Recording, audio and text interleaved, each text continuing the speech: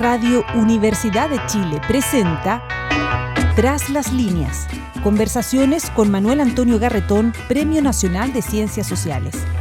Un programa del Departamento de Sociología y Magíster en Ciencias Sociales de la Universidad de Chile.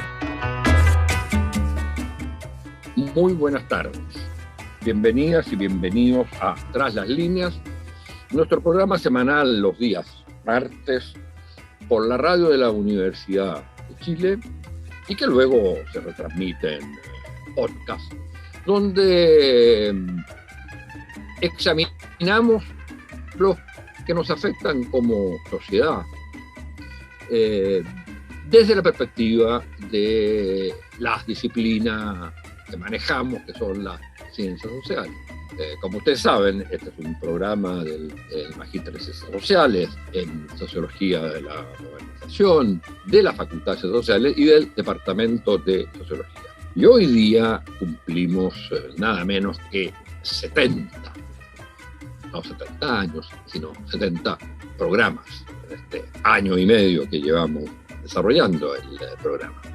Y aprovecho de recordar que estamos en pleno proceso de postulación, de inscripción de las personas que quieran participar en el Magíster en el próximo año, para lo cual pueden acceder a la página web de la FACSO, la Facultad de Ciencias Sociales de la Universidad de Chile, donde vienen todas las informaciones e indicaciones para inscribirse en este Magíster. Bueno, vamos hoy día a introducirnos, lo hemos tocado algunas veces, en un tema que junta varios problemas y en el marco latinoamericano. Se trata de la pobreza que ha crecido en los últimos tiempos de pandemia.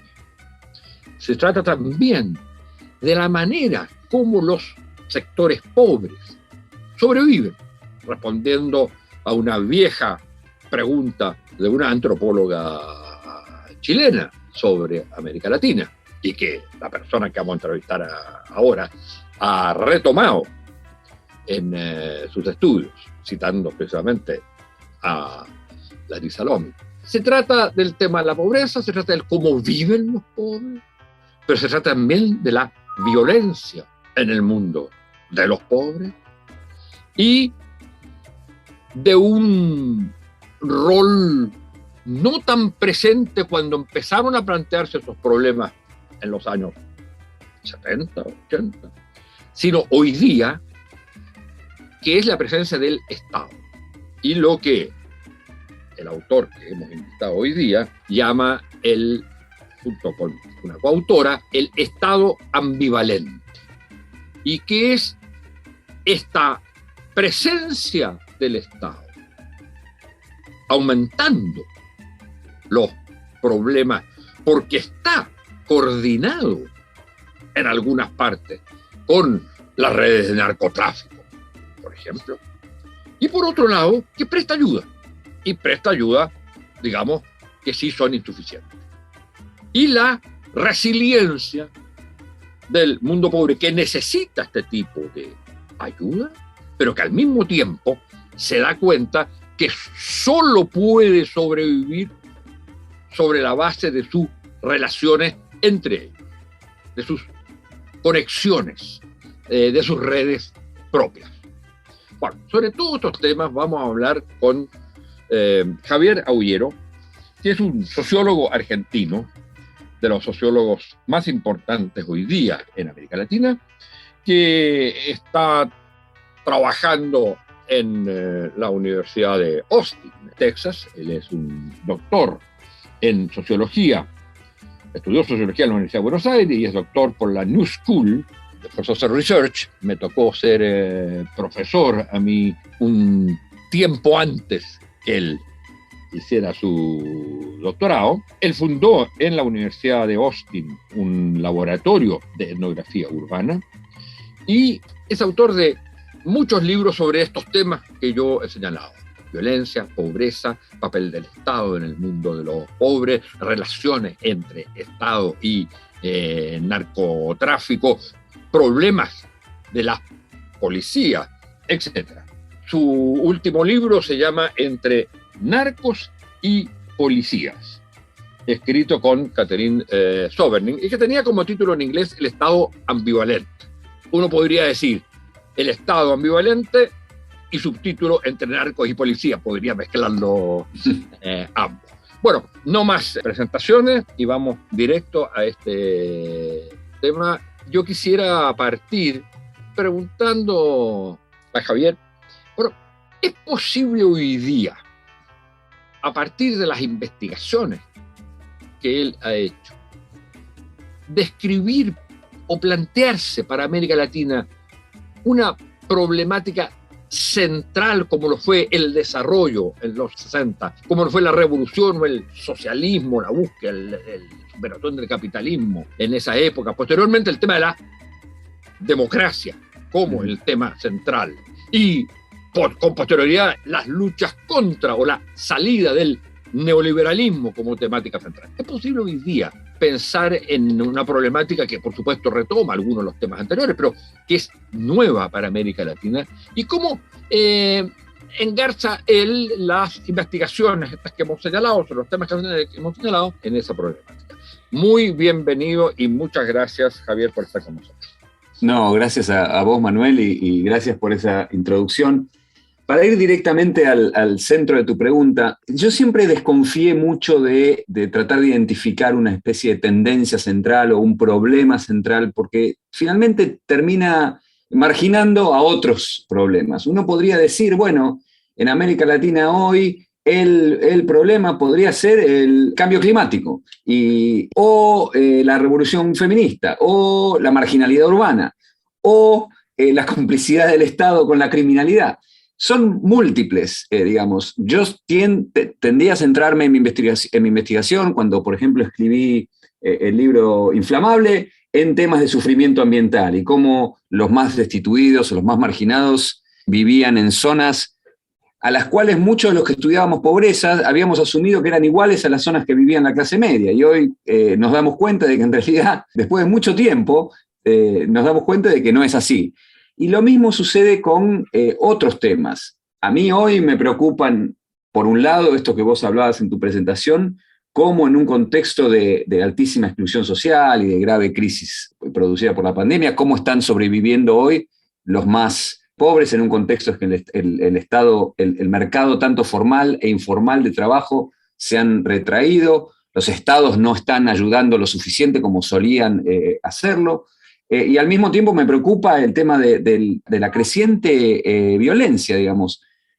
América Latina registra tasas cuando lo tomás en agregado, tasas de violencia, son las tasas de violencia más altas del mundo, en un lugar en donde no se está en guerra, ¿sí?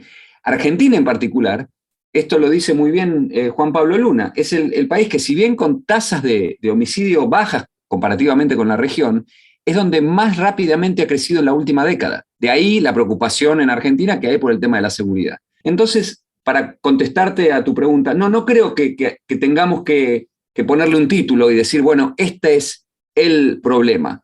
Porque realmente depende mucho. Si uno habla con gente que trabaja sobre temas de medio ambiente, te va a decir que el problema es el modelo de desarrollo que hay en América Latina, de extractivismo y de destrucción del medio ambiente. Ahora, si yo hablo en parte de mi día con expertos en seguridad, te van a decir que el problema en América Latina es el tema de la inseguridad urbana, etcétera, etcétera. En Argentina, uno podría decir que la democracia, la promesa democrática de mejorarle la vida a las personas, no ha sido satisfecha en términos de un indicador muy básico, que es que la pobreza creció en Argentina desde el retorno a la democracia. A mí era muy joven y peleábamos por el retorno a la democracia, si había una promesa, era que con la democracia se comía, se curaba y se educaba, ¿sí? Esa fue la famosa frase de Alfonsín. En Chile era la alegría ya viene. La alegría ya viene. Bueno, han pasado cuántos años de retorno a la democracia y uno mira los números dicen que la pobreza ha crecido en Argentina. Y así como creció el desempleo, así como creció la inseguridad urbana. Bueno, más o menos creo que te contesté a la pregunta, espero. Ahora, dime una cosa, para ir a uno de los temas que tú tocas y que me parece central para ir después a esta relación compleja entre el Estado y la gente. Tú señalas, y haciendo una discusión con el mundo más académico al respecto, que ha habido siempre una visión, por un lado, entre el tema en el mundo de lo político y el mundo de la vida cotidiana. Y que lo que tus investigaciones te muestran, concretamente en el caso del estudio de personas a través de métodos antropológicos, en fin, a partir del tema, por ejemplo, de la droga, y de la relación de la policía al respecto, que política y vida cotidiana están estrictamente entrelazados, que no son un campo aparte. La pregunta es, si no son un campo aparte, entonces no hay un campo específico para la política.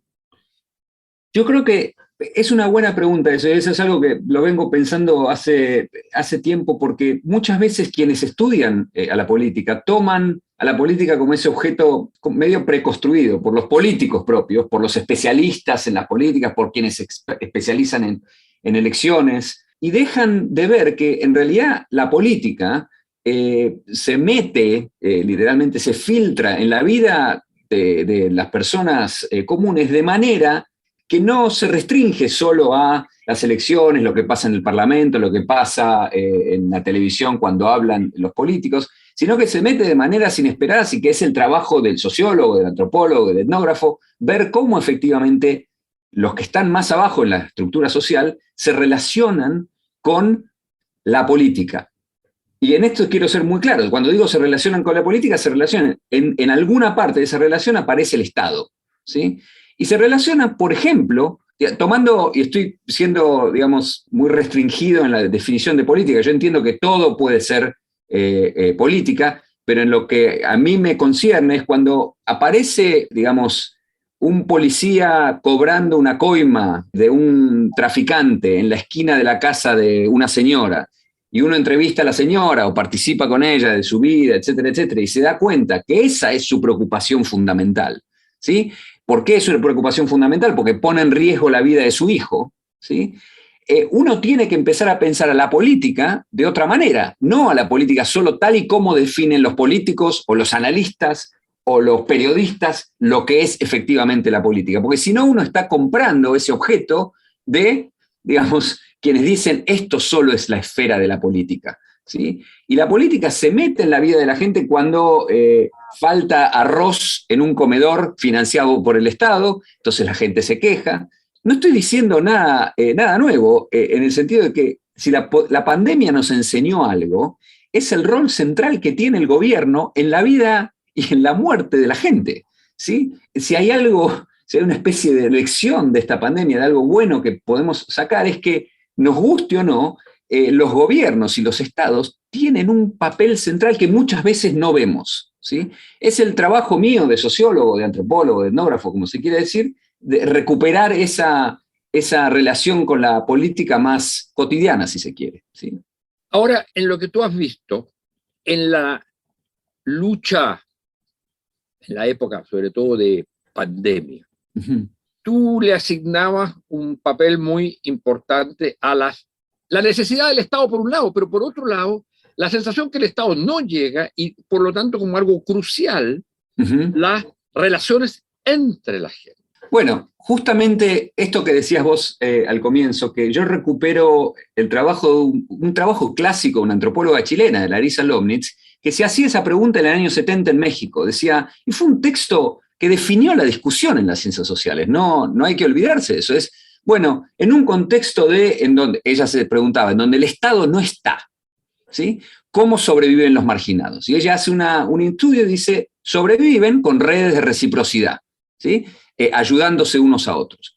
Bueno, ¿qué ha cambiado en América Latina hoy, digamos? Bueno, que la idea de que el Estado está ausente es un mito. El Estado está presente muchas veces de manera intermitente, selectiva, a veces violenta, pero si hay algo que no está, incluso en, digamos, en las fases más brutales del neoliberalismo, el Estado estaba presente. quizá en su faz punitiva, pero estaba presente, ¿sí? Y hoy, en la Argentina de hoy, que es donde yo hago mis investigaciones, el Estado está presente en la escuela, en el hospital, está presente en la policía que arregla con los traficantes, está presente de muchas maneras.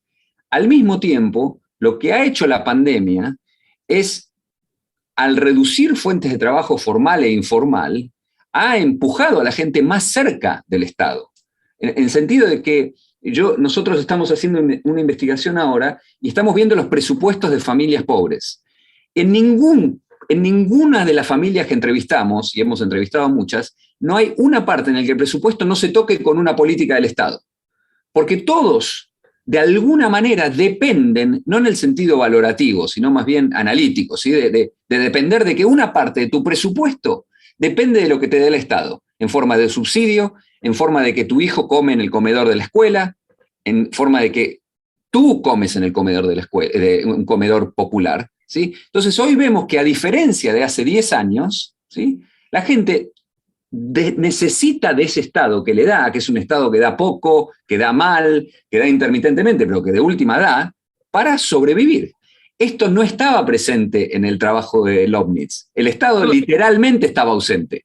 Perdón, y esto, ¿tú dirías que esto es generalizable para América Latina? Ahí es donde creo que hay que mirar con un poco más de detalle. Por ejemplo, uno ve en el caso de México o en el caso de Colombia, y en el caso de Colombia es un Estado con una tradición, en las comunas, digamos, con una tradición de menor Estado, aunque los reportes preliminares de cómo estaban sobreviviendo la pandemia, por ejemplo, gente que cuelga trapos rojos llamando al Estado diciendo, acá se está muriendo la gente, si no vienen, digamos, y alertaban, y esta es una iniciativa que en realidad surge de la sinergia que hay entre alcaldes y las propias comunas. Entonces, yo no diría que, bueno, porque en Argentina hay una tradición de más presencia estatal, de una, digamos, como llamarlo, sociedad civil bastante más beligerante, si se quiere, más reclamos, hay una tradición organizativa más larga, tenemos al peronismo, es una combinación. Entonces, no me animaría a decir, bueno, esto pasa en toda América Latina. En cualquier caso, lo que sí ha puesto de relieve la pandemia, otra vez, como decía antes, es que para sobrevivir vamos a necesitar del gobierno, ¿sí? No solo en forma de vacunas, sino que si la gente que son domésticos, que trabajan en el sector informal, etcétera, que trabajan en construcción, no sale a trabajar, ¿cómo van a sobrevivir? Y esto lo vimos muy dramáticamente en el caso de Argentina, cuando hubo un lockdown muy fuerte, ¿sí? Pero el punto ahí es que ese Estado que se necesita es también el mismo Estado conformado por aquel policía que hace acuerdos con el narcotraficante. Así es. Entonces, la pregunta que uno se hace, bueno, pero ¿eso va a ser entonces inevitable? ¿Qué política posible es para preservar una acción del Estado limpia y no, para decirlo de alguna manera, corrupta, contaminada, colusionada, como lo dices tú, con el mundo de las drogas y de la delincuencia? Porque supongo no es solo la droga, también otra forma de delincuencia. La policía en Argentina, digamos, está implicada en muchos mercados ilícitos, ¿sí? Desde la prostitución hasta el juego, hasta las drogas. El tema de las drogas ilícitas es que es el mercado en América Latina más rentable, digamos, ¿sí? La cantidad de dinero que uno puede hacer solo cruzando droga de Bolivia a Salta, digamos, el precio de la cocaína se quintuplica solo al cruzar una frontera y se multiplica por varias veces más al llegar a Buenos Aires y se multiplica muchas veces más al llegar a Europa, ¿sí? Entonces, estamos hablando de, sí, una participación de la policía en muchos mercados ilícitos, ¿sí? Ahora, cuando uno ve, así como uno tiene que notar diferencias muy importantes entre, por ejemplo, cómo funciona ese mercado de drogas ilícitas aquí a 5 horas de donde vivo yo, en México, ¿sí?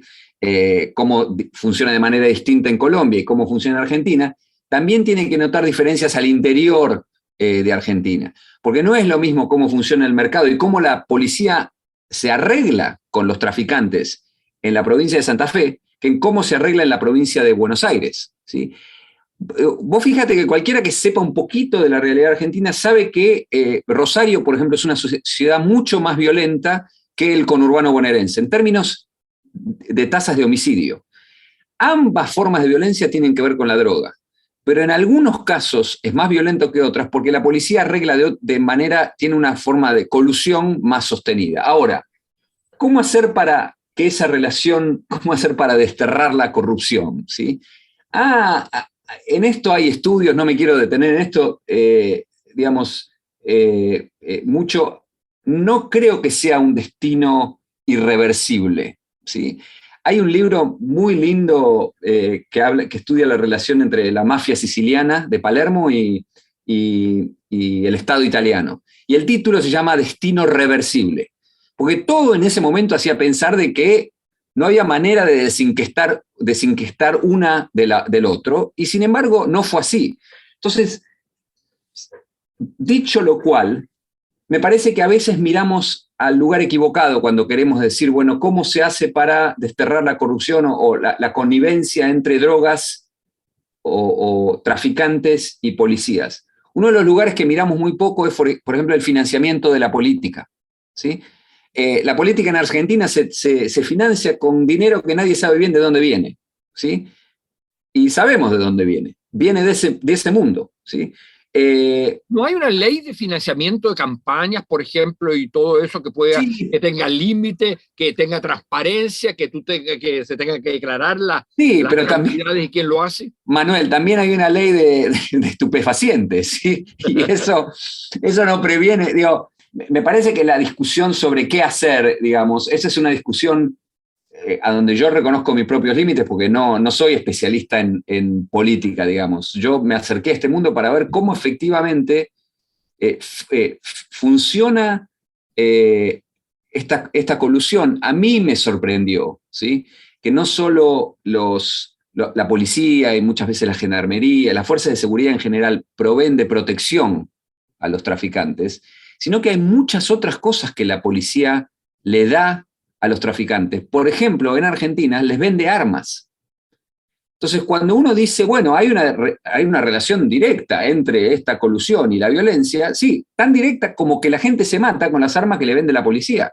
Y esto no estoy siendo anecdótico, estamos en radio, pero si vos ves los papeles que tengo ahí adentro, son transcripciones de escuchas telefónicas, ¿sí? Este es el material que produce el propio Estado, ¿sí? Son casos de las cortes, en donde hay escuchas telefónicas, en donde un narco le pide a un policía, varios, no es anecdótico esto, dice, necesito una 9, ¿tenés una 9? ¿Cuánto me la vendés?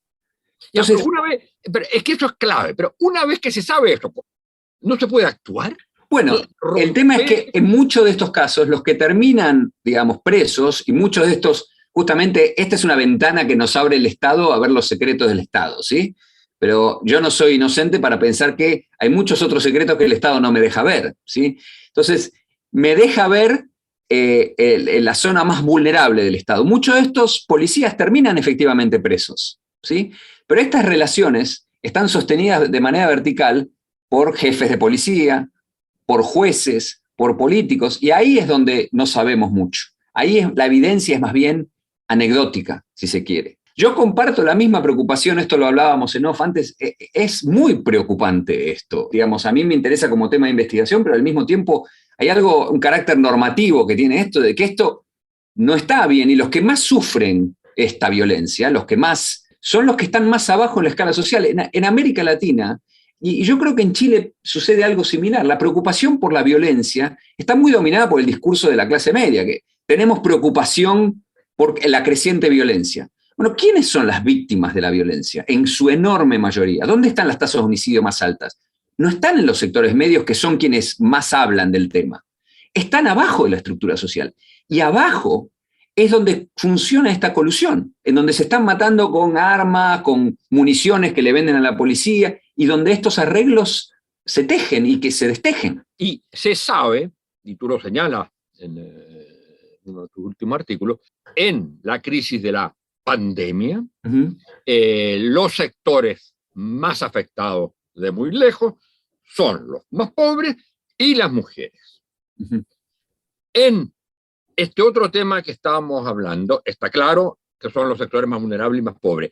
Es también en estas formas de colusión de la policía, del Estado, con formas delincuenciales, ¿son también las mujeres más afectadas? Sí, porque las mujeres han sido tradicionalmente, por una división del trabajo en el hogar, las que siempre se han tenido que hacer cargo del cuidado de sus hijos. Al cuidado de sus hijos, además de alimentarlos y de salir a hacer de servicio doméstico, ahora hay que sumarle que los tienen que proteger, ¿sí? Muchas veces una protección que involucra violencia, que involucra el ejercicio de ellas hacia sus hijas o hijos de la violencia, porque no tienen otra forma de protegerlos, ¿sí? Frente al narco de la esquina, frente al narco que está arreglado con la policía, etcétera, etcétera. Entonces, por un lado, las mujeres, por la división, digamos, tradicional del trabajo al interior del hogar, son las que se encargan de salir a tener que buscar comida, hacerse cargo de los comedores, etcétera, etcétera. Y al mismo tiempo, tienen que hacerse cargo de esta protección. Al mismo tiempo, todos los indicadores dicen que la pandemia ha aumentado los niveles de violencia doméstica. Son quienes, al mismo tiempo que se tienen que hacer cargo de proteger a sus comunidades y proteger a sus hijas e hijos, son quienes más están sufriendo las consecuencias del encierro, ¿sí? Entonces, esta es, digamos, si uno lee esta realidad en clave de género, se empieza a dar cuenta que cuando uno habla de los pobres urbanos, si desagrega, va a ver quiénes la están pasando peor, si se quiere. Mira, tenemos que terminar y no puedo dejar de plantearte el siguiente problema. Se nos critica mucho al mundo de las ciencias sociales, de los sociólogos, de los antropólogos, a veces no tanto a los economistas se les critica por otras cosas, en nuestra enorme capacidad de hacer diagnósticos y la falta de propuestas alternativas de salida. Yo quisiera desafiar si tú tuvieras frente a este problema que dar un consejo, una idea sobre por dónde empezar a salir. Básicamente, el problema es, como tú muy bien señalabas al comienzo, es múltiple, hay muchas cosas, pero yo diría de este último que estamos tratando, que es la relación entre Estado y violencia y delincuencia, digamos, y por lo tanto, marginación mayor aún de los sectores vulnerables. Bueno, en esto no voy a ser muy original. Para el caso de Argentina, uno ya tiene instituciones en los márgenes que han funcionado históricamente muy bien, que es la escuela pública. Rejerarquizar la escuela pública y centrar allí, en ese edificio, literalmente en ese edificio, servicios de terapia contra las adicciones, contra los consumos problemáticos, servicios contra la violencia de género. ¿Y por qué estoy diciendo esto? Porque hoy se le pide a los más marginados que se tomen un bus 1 hora hacia un lado a tratar la adicción de su hijo y 1 hora hacia otro a que los atiendan porque el marido les pega. Está la escuela, centremos a la manera de las casas de justicia que en algún momento fueron ese proyecto en las comunas de Bogotá y de Colombia. Centremos todos los servicios de atención, porque el tema del consumo problemático, del tráfico, no es un tema exclusivamente policial. Esto se sabe bien en Estados Unidos. Hay que trabajar sobre el consumo problemático, ¿sí? Es un tema de salud pública, ¿sí? Yo insistiría con que es un tema de salud pública, así como la violencia de género, digamos, todo integrarlo en términos de servicio, porque la corrupción puede seguir existiendo, pero si al mismo tiempo tratamos esto como salud pública, empezamos a pensar en la descriminalización de las drogas, este tema, por ahí estamos entrándole por el lado que es muy tradicional, que es, por ejemplo, tolerancia cero con los traficantes. Bueno, digamos, eso ya hace 30 años que insistimos. La guerra contra las drogas fracasó. Esto no es ninguna novedad para nadie. Fracasó en todos lados. La droga es mejor y es más barata hoy en Estados Unidos. Más indicaciones que eso no hay para decir que la droga fracasó. Y seguimos insistiendo que hay que combatir a las drogas. Entonces, digo, el tema es que la pregunta parte de medio cierta inocencia, decir que los políticos o los funcionarios nos van a escuchar. Si me escucharan a mí, yo tengo algunas ideas que creo que pueden funcionar. El tema es que no nos escuchan, no es un problema nuestro, ¿sí? Bueno, muchas gracias, Javier Abullero. Ha sido realmente una muy aleccionadora conversación sobre los temas de pobreza, violencia en América Latina, el recrudecimiento con la pandemia y este rol ambivalente de ayudar y al mismo tiempo pervertir, por decirlo así, del Estado en su colusión con el mundo de la delincuencia y del narcotráfico. Muchas gracias. Hay muchas cosas en lo que tú has planteado que nos sirven para introducirlas en nuestras discusiones acá en Chile, y sobre todo porque lo has planteado a un nivel general en que, tomando el caso argentino, uno puede pensar que de alguna manera es una problemática que atraviesa toda América Latina. Muchas gracias, Javier, muchas gracias a ustedes, señoras y señores, auditoras y auditores. Muchas gracias a vos. Radio Universidad de Chile presentó Tras las líneas.